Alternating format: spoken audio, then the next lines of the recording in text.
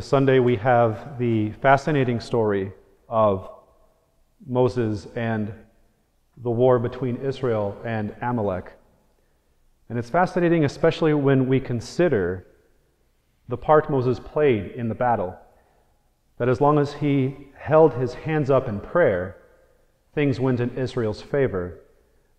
But when he got tired and let his hands rest, Amalek would get the better of the fight. Luckily, Aaron and Hur were there to move a stone for him to sit down on, and were able to hold up his hands through the duration of the battle. And because they were able to do so, Israel won the battle against Amalek. It sort of creates a funny image to think about, at least in my mind, to have Aaron and Hur holding up Moses' arms, while Moses is in between them with this look of sheer determination on his face. But I think if we look a little bit more deeply, it conjures up other images for us. There's definitely a scriptural parallel. Moses being helped by Aaron and Hur mirrors Christ receiving help from Simon the Cyrene as he carried his cross to Golgotha. And more recently, we can think of images of Pope Francis having to be pushed around in a wheelchair so that he can be physically present as the shepherd of the universal church.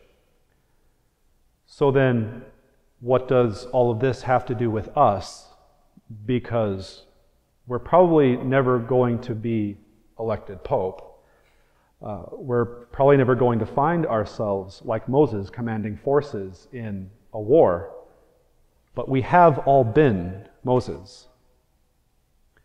We have all been Moses, and we have been Aaron and Hur. We have all been Moses because we've all had times where it feels like we are buckling under the weight of our weakness. Be it sin, temptation, the rougher parts of our personality, whatever, we have all been Moses. And we've all been Aaron and Hur, because we have all helped someone who felt like they were at the end of their rope, whether that is in their job, their studies, their vocation, or even their lives.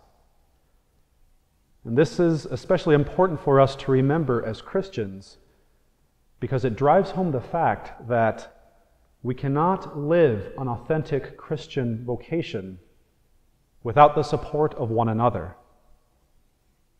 In His goodness, God surrounds us with people to live the Christian life with, precisely because we cannot do it alone.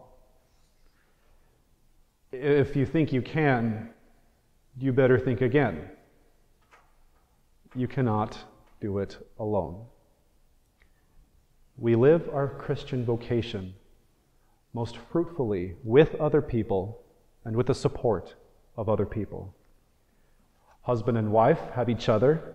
Consecrated religious, like us, have our brothers. And female congregations have their sisters in community. God puts people in our lives to be sources of support for us, and we must seek them out.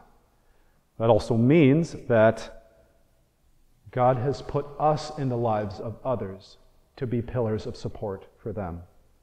And both of these realities, being people who give help and people who receive it, requires the virtues of humility and charity on our part. Humility to be able to let those who are our supports know about our weaknesses and our poverty, and to receive their help and mercy, however ashamed of our weaknesses we might be. And charity to be the ones to encourage one another in the virtue and holiness that the Christian life demands. We can think of St. Therese of Lisieux, who said beautifully that just a kind word or a warm smile can breathe fresh life into a despondent soul. And this fresh life is nothing other than the peace, the strength, the consolation that can only come from God. And it is this fresh life that is a renewed trust that God's goodness, mercy, and love will always triumph over the most sinful, weakest, and darkest parts of ourselves. And God uses us to be instruments to bring this fresh life into the world so that we can then breathe it into every heart that needs it as ones who've experienced it ourselves. We have all been Moses, and we've all been Aaron and Hur. The next time you have to give encouragement or receive it, I invite you to pay close attention. Pay attention to the changes you see. You just might breathe new life and strength into someone.